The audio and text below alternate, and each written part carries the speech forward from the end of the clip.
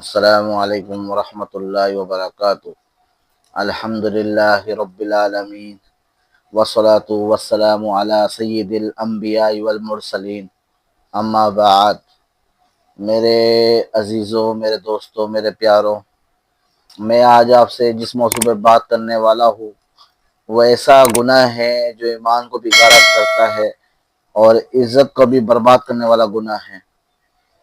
تو میرا موضوع میں بتاتا ہوں، میرا موضوع چوری ہے۔ چوری ایک ایسا گناہ ہے جو نہ صرف انسان کو دنیا میں ذلیل کرواتا ہے بلکہ آخرت پہ بھی ذلیل کرتا ہے۔ چور اگر چوری کرتے ہوئے پکڑا جائے تو دنیا والے بھی اس کو مارتے ہیں، اس کی پٹائی کرتے ہیں، اس کو پولیس والے کے حوالے کرتے ہیں، اور آخرت میں تو جو جوتے پڑے گے، کوئی اگر نیکیاں ہوئی بھی تو دوسروں کو دینی پڑے گی چوری کرنے کی وجہ سے۔ اور دنیا میں بھی آدمی آج کل تو سوشل میڈیا کا دور ہے، ویڈیو بن جاتی ہے، اس کی ویڈیو جب اس کے گھر والے دیکھیں گے، اس کے بہن بھائی دیکھیں گے، اس کی بیوی دیکھے گی اور اس کے بچے دیکھیں گے، تو وہ انسان کیا بیوی کے سامنے منہ دکھائے گا، کیا بیوی ماں باپ کے سامنے منہ دکھائے گا۔ تو چوری ایسا گناہ ہے جو انسان کو ذلیل کراتی ہے اور کہیں کا نہیں چھوڑتی۔ اور اگر انسان چوری کرنے پہ کامیاب ہو بھی جائے تو ان میں برکت نہیں رہتی، ان کا کوئی فائدہ نہیں ہے۔ اللہ پاک نے قرآن میں پاک میں فرمایا ہے وَالسَّارِقُ وَالسَّارِقَةُ وَالسَّارِقُ وَالسَّارِقَةُ فَاقْطَعُوا أَيْدِيَهُمَا جَزَاءً بِمَا كَسَبَا نَكَالًا مِّنَ اللَّهِ وَاللَّهُ عَزِيزٌ حَكِيمٌ۔ سورۃ المائدہ میں 38 نمبر آیت ہے۔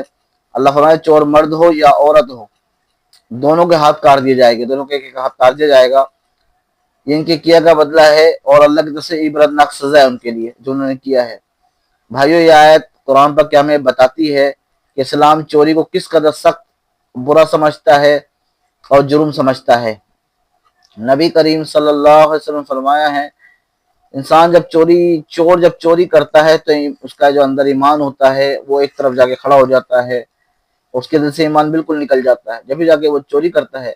اور حضور پاک صلی اللہ علیہ وسلم امام الانبیاء خاتم النبی محمد عربی وجہ کائنات، اللہ کے جھنڈے کو اٹھانے والے امام حسنین کریمین کے نانا، امت کے لیے رونے والے، امت کے تڑپنے والے، امت کی شفاعت کرانے والے، ہمارے آپ کے آقا نبی کریم صلی اللہ علیہ وسلم فرمایا میری بیٹی اگر فاطمہ بھی چوری کرتی تو میں اس کے بھی ہاتھ کاٹ دیتا۔ ایک عورت لائی گئی حضور پاک صلی اللہ علیہ وسلم سامنے، اور اسے کچھ لوگوں نے بچانے کی کوشش کری کہ اس کو معاف کر دیا جائے، اس کو چھوڑ دیا جائے۔ تو حضور پاک صلی اللہ علیہ وسلم اس کو معاف نہیں کیا جا سکتا کیونکہ اللہ کا حکم ہے ہاتھ کا کاٹنا، کہ اس کا ہاتھ کاٹ دو، جو بھی چور مرد ہو یا عورت ہو، تو میں کون ہوتا ہوں معاف کرنے والا۔ اور آگے ہمارے نبی پاک صلی اللہ علیہ وسلم فرمایا اگر میری بیٹی فاطمہ بھی چوری کرتی میں محمد اس کے بھی ہاتھ کاٹ دیتا۔ میں نہیں سوچتا میری بیٹی ہے یا جنت کی عورتوں کی سردار ہے، کہ انہوں نے چوری کرنی نہیں تھی، وہ تو جنت کی عورتوں کی سردار تھی، وہ تو سب کچھ مانگتی اللہ ان کو دے دیتا۔ لیکن وہ ایک مثال کے طور پہ کہا کہ اگر میری بیٹی بھی چوری کرتی میں محمد اس کا بھی لحاظ نہیں کرتا اور میں ہاتھ کاٹ دیتا۔ تو یہ کیا چیز ہے عورت جو میں اس کو چھوڑ دوں گا، اور میں کون ہوتا ہوں؟ اللہ کا حکم ہے تو اللہ کے حکم کو پورا کرنا پڑے گا۔ میرے عزیزوں، چوری کے نقصانات بہت زیادہ ہے، بہت زیادہ ہے۔ دنیا میں ذلت ہوتی ہے، رسوائی ہے، آدمی کا ایمان جو ہوتا ہے وہ دل سے نکل جاتا ہے، آخرت میں جہنم کا عذاب اسے ملے گا، اور معاشرے میں بد اعتمادی اور فساد پھیلتا ہے، کوئی اس پہ اعتماد نہیں کرتا، کوئی بھروسہ نہیں کرتا، لوگ اسے بری نگاہوں سے دیکھتے، یہ چور ہے، یہ چوری کرنے والا آدمی ہے، تو لوگ اسے اچھی نگاہ سے نہیں دیکھتے، کوئی اس پہ اعتماد نہیں کرتا، بھروسہ نہیں کرتا، کوئی اس پہ یقین نہیں کرتا، اور سب سے بڑھ کر اللہ کی ناراضگی اس کو حاصل ہوتی ہے۔ تو یہ بہت زیادہ اللہ نقصانات ہے چور کے، اللہ ہم سب کی حفاظت فرمائے۔ تو یاد رکھیں حلال رزق میں اللہ نے برکت رکھی ہے، حرام میں برکت نہیں ہے۔ حرام جتنا آدمی حاصل کر لے، وہ کہتے ہیں چور کے گھر ہمیشہ اندھیرا ہوتا ہے، چور کے گھر ہمیشہ اندھیرا ہوتا ہے، اور حلال رزق کرنے جو کمانے والا ہوتا ہے اللہ اس کے گھر میں برکت دیتے ہیں، رزق میں برکت دیتے ہیں، اگرچہ وہ تھوڑا ہو لیکن برکت ہے۔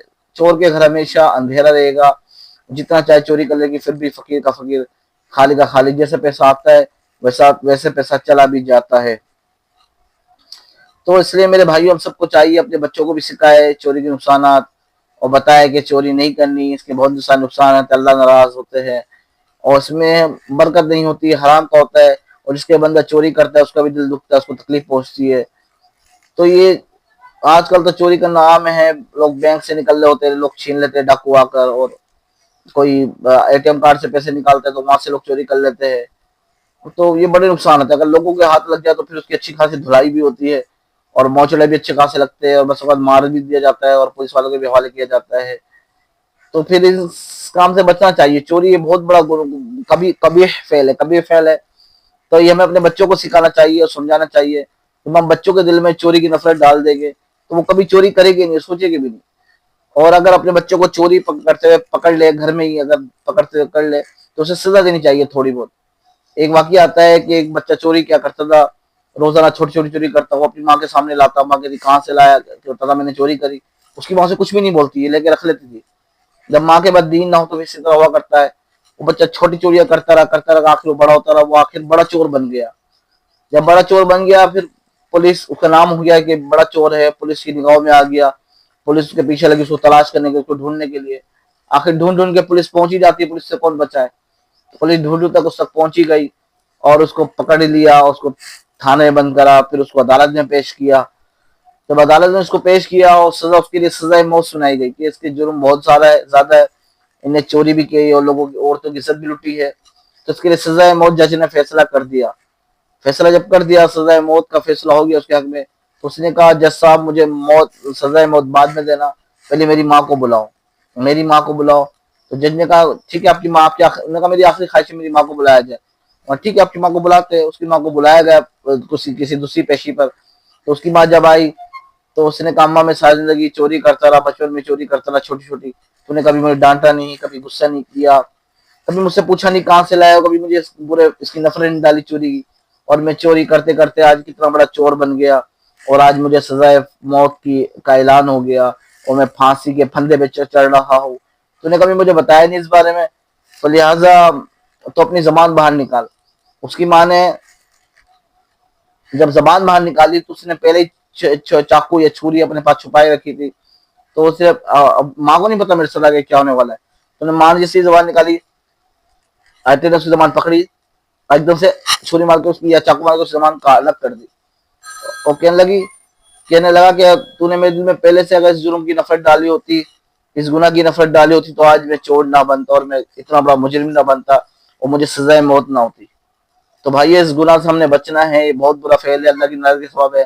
ہم نے اپنے گھر والوں کو بھی نفرت کے بارے میں ڈالنا ہے, اور خود سے اپنے بچوں کو سکھانا ہے. جب بچے سیکھ جائیں گے تو وہ گناہ کو چھوڑ دیں گے, وہ کرے گے بھی نہیں. اگر بچہ کرے چھوٹا بچہ, تو اسے سزا دینی چاہیے تھوڑی بہت, تاکہ وہ آئندہ بچے چوری کرنے سے. تو آخر میں دعا, اللہ تعالیٰ ہمیں حرام اور چوری سے بچائے, حلال رزق کمانے کی توفیق عطا فرمائے, حلال پہ قناعت کرنے کی توفیق عطا فرمائے, ہمارے ایمان کو اللہ مضبوط فرمائے, اور آخرت میں اپنے نبی صلی اللہ علیہ وسلم کی شفاعت نصیب فرمائے. وما علینا الا البلاغ المبین. اللہ پاک ہمیں عمل کرنے کی توفیق عطا فرمائے. تو دعا میں یاد رکھیے گا. والسلام علیکم ورحمۃ اللہ وبرکاتہ. وآخر دعوانا ان الحمد للہ رب العالمین.